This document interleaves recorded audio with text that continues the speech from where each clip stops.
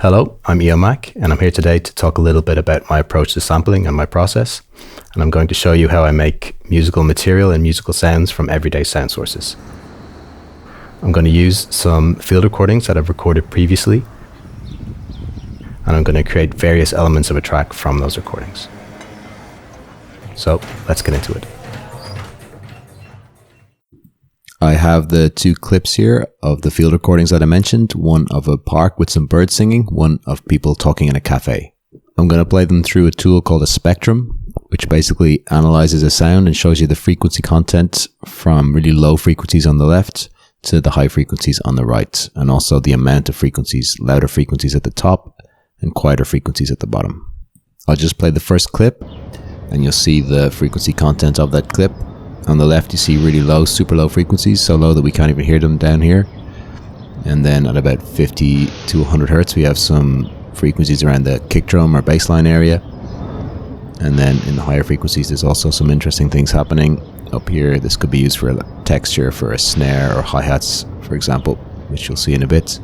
If I play the second clip, you'll notice the same thing. Lots of things happening over the entire frequency spectrum. Again, around 100 hertz, there's some interesting baseline frequencies, and up here again in the high frequencies, there's some peaks that could be used for something as we get into shaping the sounds. Okay, so for me, they're really interesting sounds. There's lots of musical material that we can play with there. So I think I'm going to create the drum sounds just from that recording of the park and the birds, and I'm going to start with the kick. So let's try that. The first thing I'm going to do is bring a drum rack into the project, and I'm going to just do that by dragging it in. And I'm using a drum rack because I'm going to create an entire kit and not just a single sample. And then I drag the clip into the drum rack and it creates a sampler within the drum rack itself. I'm going to select classic mode, and then I'm going to open the controls, which I'll use to shape the sound, which I'll get to in a minute. But first I'm going to create a MIDI clip that I can then trigger and play as we shape the sound. Just a simple 4/4 pattern. I'll hit play. It doesn't sound like a kick drum just yet, but it will soon. The first thing I'm going to do is to transpose it down 24 semitones, which is the equivalent of 2 octaves, 12 semitones being 1 octave. And I want to get down there to really focus on the low frequencies that we're going to use in the kick. Bring up the volume a little bit so we can hear it as we go. And I'm also going to put a limiter over the master output just to make sure there's no clipping, because there may be some volume jumps as we shape the sound. The next tool I'm going to use is an envelope, which is a tool that shapes a sound using 4 parameters: attack, decay, sustain, and release. You'll hear what they do as I start to move them. We'll start with the sustain, bring it down, and it already starts to sound more percussive. And just change the release a little bit and bring up the volume a little bit as well, just constantly adjusting as we're going, and a few more little adjustments, and it's starting to sound more and more percussive. That's what we want. The next tool I'm going to use is a pitch envelope. It has the same parameters: attack, decay, sustain, and release, and it's basically a tool that shapes the pitch of a sound over time, going from high pitch to low pitch. Depending on the amount, I'm going to put in 16 semitones to give us a wide spread between high and low. Then I'm going to bring the sustain down, right down into the low frequencies. High to low, and then I'm going to bring the decay right down as well. Make it really short and tight so it goes from high to low very quickly, and this will give us the kind of shape that a kick drum has. And already you can hear that's beginning to sound more and more percussive. Just bring up the volume a little more and have a listen to how that's taking shape. The next tool I'm going to use is called an EQ, which affects the frequencies of a sound. And I can see in this already that there's some super low frequencies that we can't even hear. So I'm going to get rid of those using the high pass shape. And I'm going to boost the frequencies at around 57 hertz. That's the kind of area we want to have power in the kick drum. And I'm going to add a drum bus, which you can add to individual sounds or to an overall drum rack. And I'm going to increase the boom a little bit, which gives further power and emphasis to the low frequencies. Then the next thing I'm going to do is to duplicate that within the drum rack. Just copy it to a new slot, like so.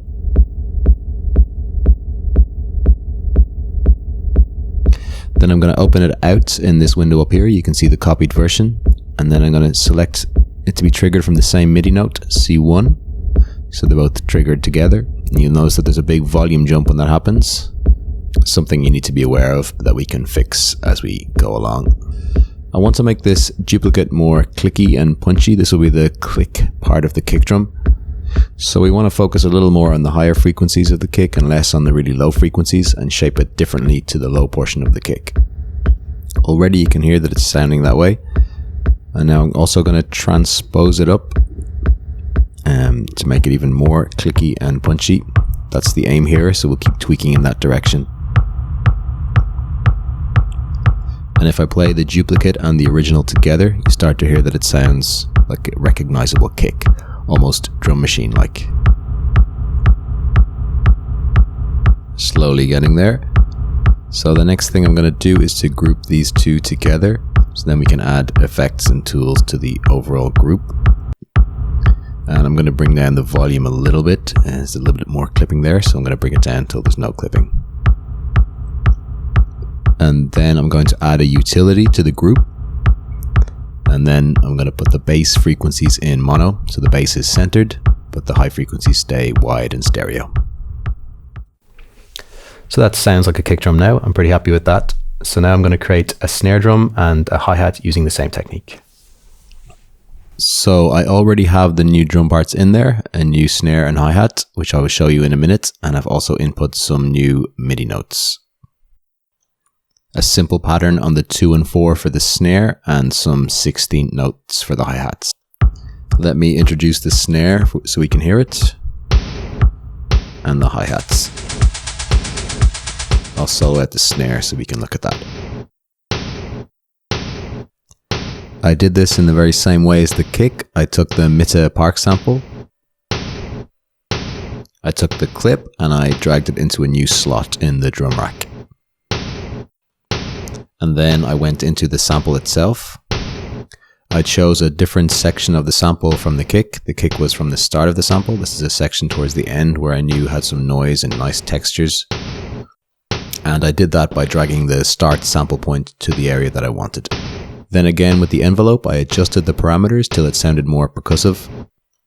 And I also added an EQ to remove the low frequencies again and add some high frequencies, which you can hear if I A-B it. It makes the snare a little bit clearer and a little more snappy. I also added some reverb to give a sense of space, using the high quality mode in the reverb and about 30% dry wet. So there's still plenty of dry signal, and then a short decay time, about 1 second. And that's it for the snare. Then for the hats, a very similar process. I duplicated the snare to use the same noisy section of the sample. And I adjusted the start point slightly. And once again, adjusting the envelope to get the sound I wanted, and this time also adjusting the attack so it's slightly softer. And some more reverb with some slightly different parameters to the snare, slightly longer decay, which you can hear if I A-B it. And to put them all together,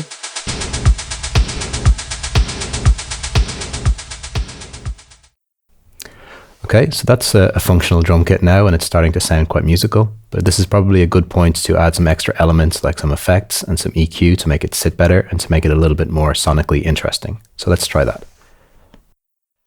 Before we get into the EQ, I'll just show you what I've done in the meantime.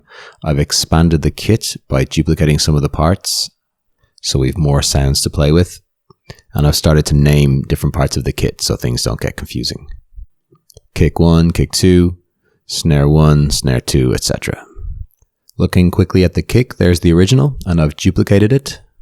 And I've put it on a new MIDI note so I can trigger it separately from the original kick. And then I've transposed the low portion of it up to -15 semitones. This way it sounds different from the original kick and has some variation. And then I've done something similar with the snare, snare 1. and here's snare 2. I've pitched it up 13 semitones and slightly changed the EQ so there's more mid-range frequencies. And a similar thing with the hi-hats. Here's hi-hat 1, and I've created a new one just by making the high-pass filter tighter.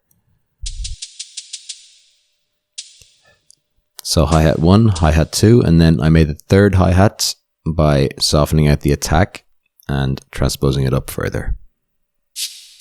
And it sounds like that, much more open, and there's 2 and 1. And then I've also added a new clip with some MIDI notes for the new drum parts that we've added. So with the second kick, the second snare, the new hi-hats to make a more interesting rhythm. And we can preview each new sound here in this window by triggering the piano note. And I'll play the full clip so you can hear a more detailed, involved rhythm.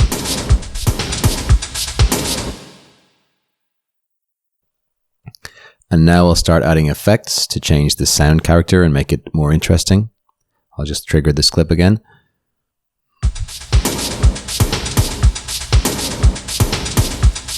The first thing I'm going to add is a saturator. Just drag it in from the audio effects window. I'll just start adding a little bit of the drive here. Often all you need is just a little bit, maybe about 6 dB to give it some extra crunch. It can be tempting to add loads, but it can get a bit much quite quickly. But I think about 6 dB works well in this particular sound. And then I'm going to add another EQ after the saturator. A saturator can often add some really low frequency sounds that you don't need, so I'll just take them out. And just be careful of clipping. I can see the sound is clipped there a little bit, so I'll just bring down the output of the saturator until the clipping is gone. And after that, I'm going to add another drum bus. You saw me earlier with the drum bus on an individual sound. This one is going on the drum rack. And I'm going to put the dry wet 50%. So it's in what's known as parallel mode. So you have 50% of the dry signal and 50% of the wet distorted signal. And I'm going to adjust the boom again, just a little bit, not too much, at about 50 Hertz. To give some emphasis again to the low end. And a little bit of crunch as well. Cool, that's starting to sound good. So the next thing I'm going to do is use a send effect over here on this return channel. And the way this works is that you can send audio from any track using the send dial. And then that audio goes to whatever effect you put on that return track. Here I've already put a reverb on the channel, as you can see here, using the high quality mode. And 100% wet and a very short decay time because these are drums, so you want the decay to be short and nice and tight. And I've also had quite a high pre-delay, so this is going to act like a delay as well as a reverb. I'm also going to add an overdrive because I want this to be a crunchy, distorted reverb effect. So you'll hear the reverb through the distortion. Again, just drag and drop it in. 100% wet again. And now if I start to send some of the drum audio to the effect using the send dial, you'll start to hear the drums through the reverb and overdrive. It's quite a subtle effect in some ways, but if I bring up the decay of the reverb, you'll hear what's happening in the effect. As I bring it up, it becomes more blown out and washed out and kind of ridiculous. So I'll just bring it back down. I want to keep this tight because they're drums, and I want the drums to be tight and not too affected. It's starting to sound interesting now. It almost has a metallic quality. There's still a little bit too much signal, so I'll just bring that back a little bit. And if I A/B it, you can hear the effect.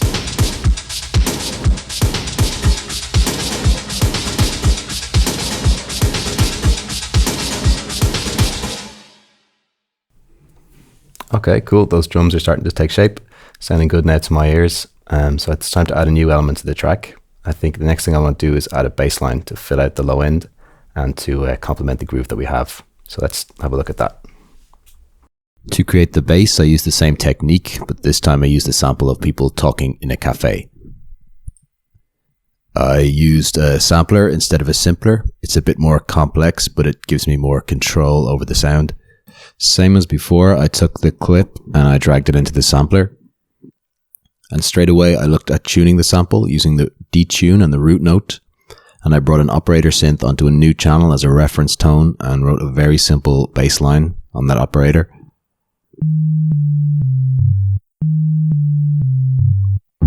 And then I played my sample bass line against it and I tuned it to match by moving the root note and the detune. And if you change the root notes, you'll hear that they go out of tune and then back in tune once you correct it. And once I did that, I don't need the operator anymore, so I can mute that. And then the next thing I did was to find the portion, the section of the sample that I wanted to use, and then loop it so I can sustain a note. For me, this part had some interesting musical potential, so I wanted to loop it and play around with it. I looped this by using the sustain mode. It's not quite sustaining at the moment, but if I arm this and play a long note, you'll see that it continues playing as long as I hold the note. At the moment I have the envelope sustain settings quite short, but if I open them out it'll give you a better impression. So now if I hold it, play the note, it'll hold for as long and sustain for as long as I hold down the note. And this is a great way of getting sustained musical material from short samples. I'll just put it back to where I had it. And then once I had the sustain set up, I went back into the envelope to shape the sound the way I wanted it. Again, using attack, decay, sustain, and release. It looks a little bit different in the sampler than it does in the simpler, but it works in the same way. Then I adjusted the volume a little bit and the filter, took off some of the high end, and then I added a new EQ. I'll just play the sample again. If I A-B it, you'll hear the effect that it's having. With this, I took out some of the low, really low frequencies, boosted some of the low at about 100 hertz, took out some of the mid-range frequencies. It was getting a bit much in the mid-range, and also took out some of the really high frequencies. Then I added another drum bus, yet again boosting the lower frequencies at about 65 hertz. And then also I put the bass in mono using utility, so the bass again is in centered and there's still interest in the higher frequencies, that is stereo. The last thing I used was the pitch oscillator, which we haven't seen yet, but it's basically here, this tab in the sampler, and then you turn it on and off over here, and then you can select different types of oscillators. I've selected the noise one, but there's all the different types, and then you add the amount over here with the volume. If I bring up the volume, you hear the effect in a more extreme way.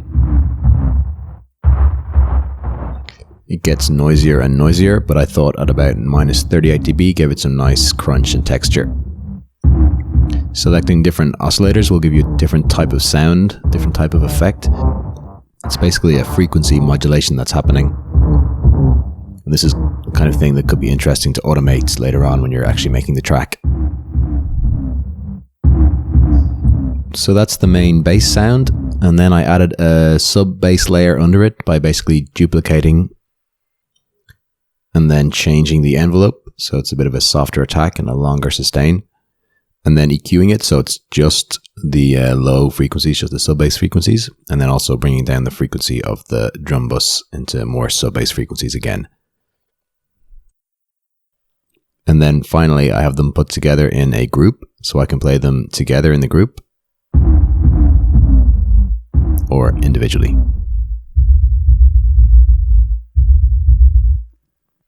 And then to play them with the drums that we already have, we can start to hear a bit of an idea take shape.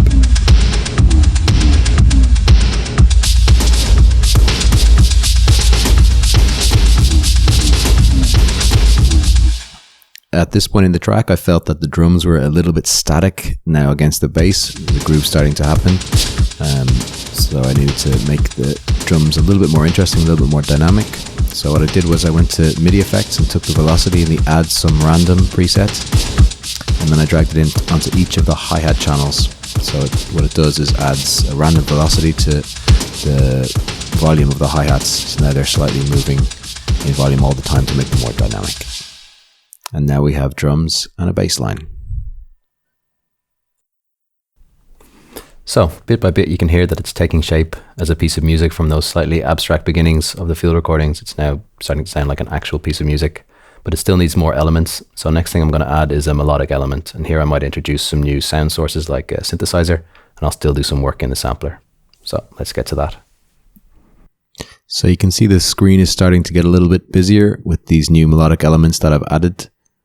I've added the main melody here using an operator synth, and then 3 channels of extra textured melodies from the people talking sample.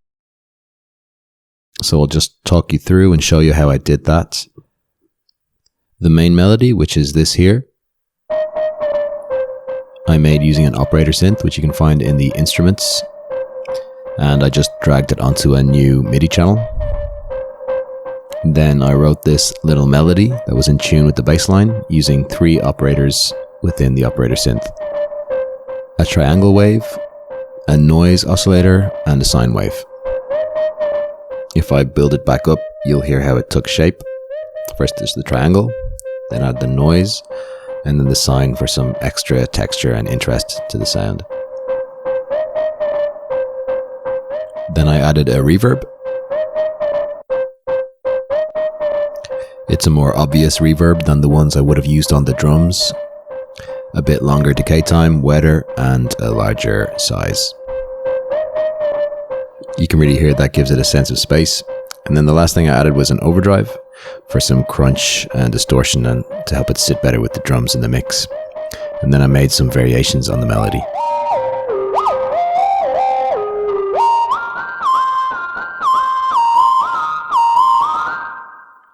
So once I had that, I really liked the sound, the flow and the groove, but it needed a little more texture to my ears. So using the very same technique as the bass, I basically duplicated the bass onto 3 new channels and then changed the EQ settings.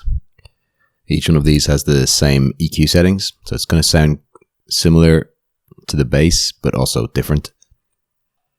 And then I copied the MIDI clip over onto each channel. And it sounds a little bit like this.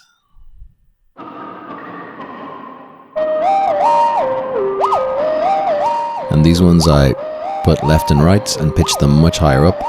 So really filling out the mix and the stereo field with this melodic sound.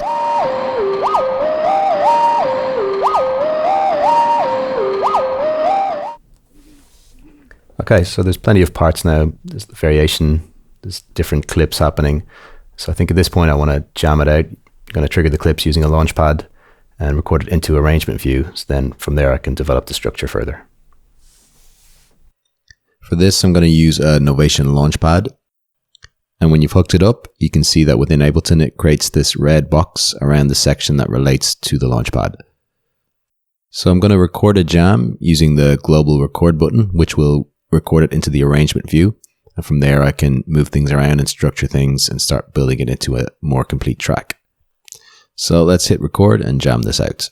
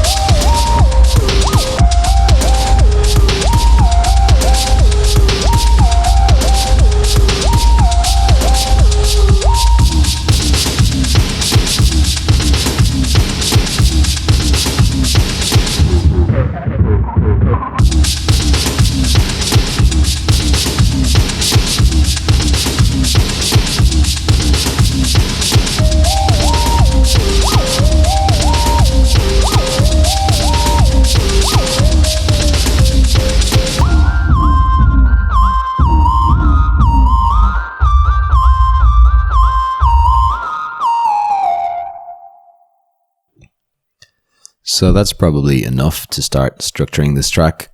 So if I hit stop, we'll see that what we've recorded is now in the arrangement view. And now I can start developing this, editing, moving things around and structuring it. Okay, so there we have the bones, the skeleton of a track, something that is taking shape and something that can be developed further into a more complete piece of music. So I hope from this short demonstration you've seen that music is all around us all the time, and using simple techniques and tools in live, you can take these sounds, make them into your own, personalize them, and use them in your own tracks. I'm Eomac. Thanks for watching.